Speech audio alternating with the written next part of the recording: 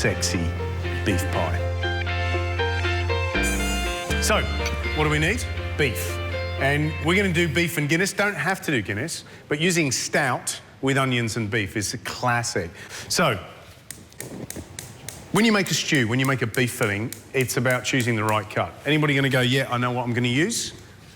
Chuck, absolutely. You're going to use blade steak, ox cheek, right? Use shin, you know, what they call gravy beef. Anything with a lot of connective tissue that's really, you know, tight, that works hard, that is not what they call a primary or a sweet cut. The reason we like this, and this is chuck steak, is because it's got little lines of connective tissue, fat, things that are going to break down, things that if you were to fry it would be really chewy, but as it braises, becomes gelatinous and soft and delicious. All right?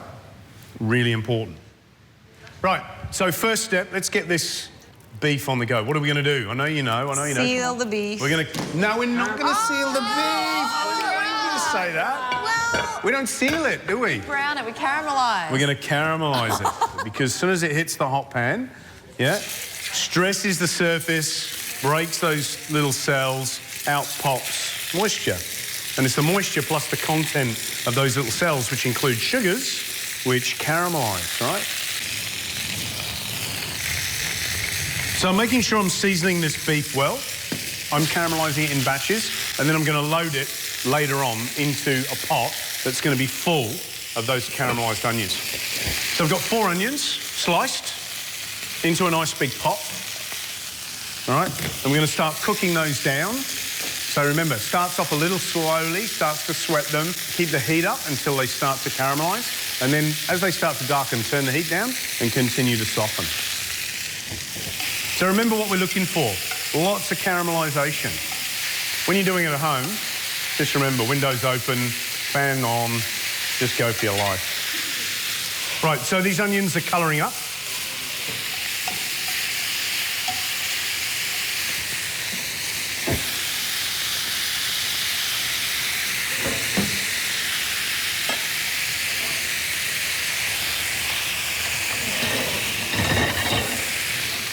Right, just going to chop some garlic, because that's going to go in with the onions. Yum. All right, and a lot of garlic. Yum, great. Why not? I think there's probably a little bit too much garlic. Oh, just a couple of cloves. Yum. That's going to keep the vampires away, isn't it? Because we meet vampires all the time, we just don't know it. Because we eat lots of garlic. Right. Yeah. So garlic in. Yep. And our onions are getting pretty close. Getting nice and soft. Great for a burger, huh? Whoa. What is it with flames? Everybody goes, woo! Drama. So, there's a lot of flavour in this pan, I'll tell you. Last little bit of beef, and I'm going to pop the carrots in as well. Thyme's going to go in with the onions, thyme and bay leaves, quite generous with that. And then carrots in with that last batch of beef.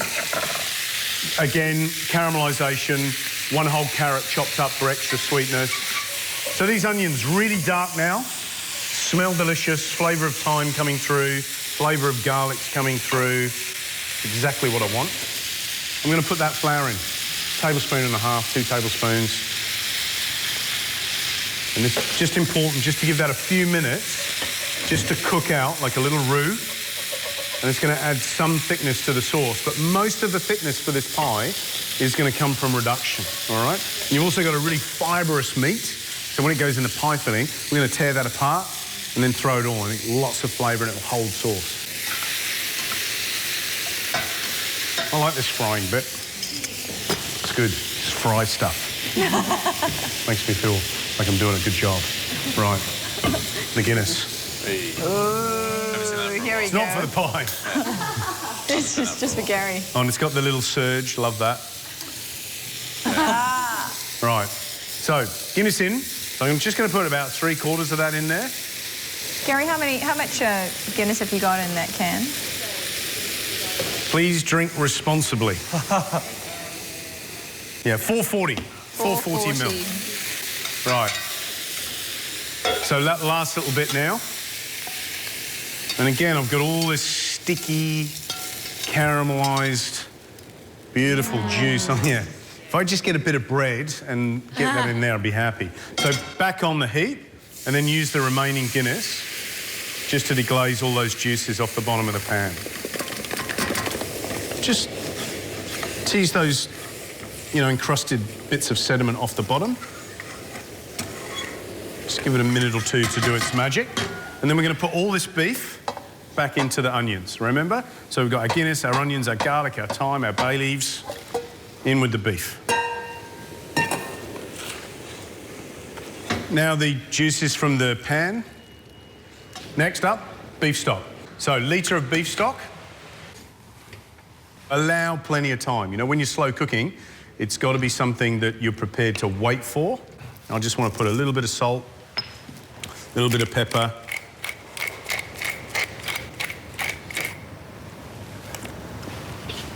And that tastes great. I'm really happy. I love my own cooking. It's come up to the boil, which is fantastic. Nothing's sticking. We've stirred it. We know that it's all good to go in the oven. 180 degrees. See you later for a good few hours. I'd say 2.5 hours. Coming up, Gary's beef pies with all the trimmings. Tomato sauce. I like to actually put a little hole in there and squirt it in.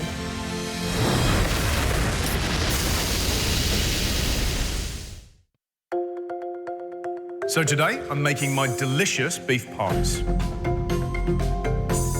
Next step, pastry. And this one's a sour cream pastry. And I tried lots of different pastries, and to be honest, this one is just super crumbly and really quite Moorish. Ben, do you want to come up and help make the pastry? It's going to be nice and easy, nice and quick, so it's cool. Go Ben! So we've got 250 grams of plain flour in the mixer, and you put a paddle attachment on there. You can do this in a food processor, but this is such a soft pastry that I like using the mixer because it's just gentler, all right? Pinch of salt. Always want a pinch of salt. In fact, all of that can go in. Brilliant. And 200 butter. In she goes. And the reason I've diced it up, because basically we're going to make a crumb from that. If you put in big chunks, it's going to take longer to work. We don't want to work it too long. And then the other component, in a normal short pastry, just use an egg or water to basically do what the sour cream does in this recipe. So a little bit more fat, and that's why it's a shorter pastry. That's brilliant. So we're just... Pastry's hard. It's hard. It's tough, isn't it? It's tough business. I like it. I like that. Yeah? Yep. Gives me time to do other stuff. And the funny thing is, I've got one that I made earlier. Oh. No, it's fine. It's fine. Because I'm going to get you to do something with this. That's fine. 2 minutes. Turn that off for a sec. Now you're going to add the sour cream. 125. Yep. Flexible spatula is king. Yeah? We've learnt to use them. You've learned. It's good, isn't it? All right, go. So what's going to happen with that? It's just going to come together. We're going to take it out, wrap it in cling film, rest it in the fridge. Yep. Happy? It's good. I'm happy with that. Me too. That's great. I think the most important part to remember about that process is just making that short crumb, because that short crumb is going to, and what I mean by that is butter and the flour is going to travel through into the finished product. All right? Oh, we need a bit of cling film. I was just losing myself a little bit in the wonderfulness of that pastry. Boom. That feels beautiful, beautiful, beautiful. I love it, I love it, I love it, I love it. Right, next stage, you've got to roll this pastry out. Yep. It's been up to temperature now, so what we do, flick a bit of... So what shape do you want me to roll it into? It can be round, because what we're going to do is we've got round pie molds, yep, right, or muffin cups, whatever you want to call them. So we're going to use that as the size to cut it out. What I'm going to do, even though these are non-stick, I'm just going to put very lightly just a tiny bit of oil, because I just want to make sure that these babies come out. Nice. I'm getting hungry. Me too. Do you like pies? I love pies. My dad actually makes a really good steak and kidney pie. Does he? And that's what when you're making it before was reminding me of that. Yeah. So how thin do you want it, guys? Let's have a look. That's perfect. So, this is what I want you to do. Yep. You can cut them out. And then what we do is we just drop that into the mould itself. And it doesn't matter if it's a little bit crimped, don't mind that. And then I'm going to go to a little thinner bit here. And they're going to be our lids. So once our filling's ready, going to fill it, going to pop that in, and then crimp them together. That's cool. All right. So we need another big one and another 5 little lids. Right, yeah. Yeah. Bit on the thick side, but you like your pastry. I do. So that's good. Well done. Thank you very much. Back to your seat. Good stuff. Right. Pastry's done, ready to go, looking good. And we can pop this in the fridge just to rest. Take about 20 minutes just so that we don't get a lot of shrinkage when we actually fill the pies. Cool. Beef's been in the oven for about 2.5 hours, so it's going to be super tender. Smells good. Very happy with this.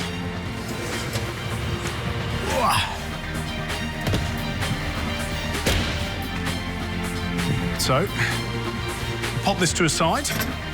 We'll let that cool.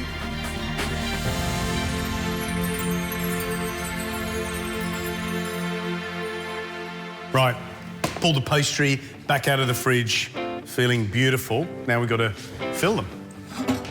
And what happened in the oven is that sauce reduced down, coated the beef. The only little unfriendlies in there that you need to worry about, that you don't want to put in the pie, are things like the thyme, all right? And you can see what's happened is the beef's softened, the gravy's reduced, and essentially what we've got is a really delicious mixture. Okay. Mixture in. Looks good. I can smell that.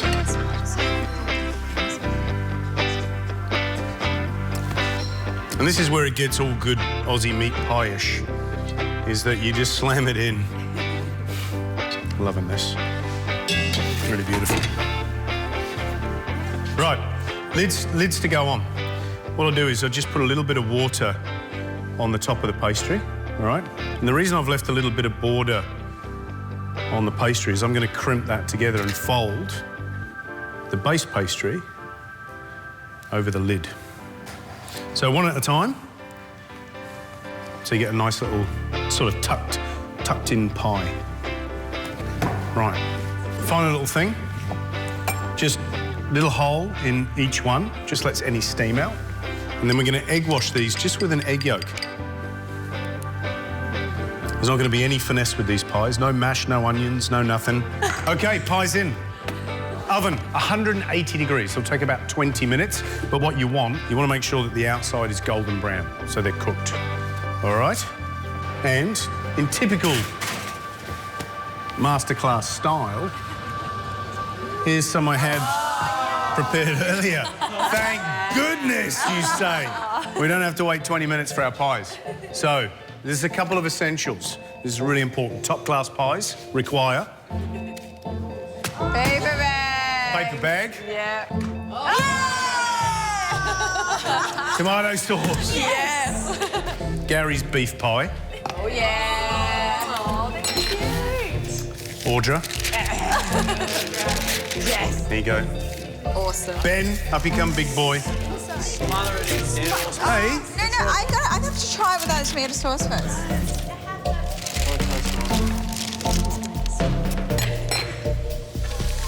Wow. Actually, I'll just put them on like that. How much squidgy sauce would you like? Yep. Done. Now, really hot, be careful. Bo, Yeah. up you come. Sweat. Off you go. And Indy. Oh, you want to put Yes, your own please. sauce on? You want to put your own sauce on? Well, Gary's pie. I like to actually put a little hole in there and squirt it in.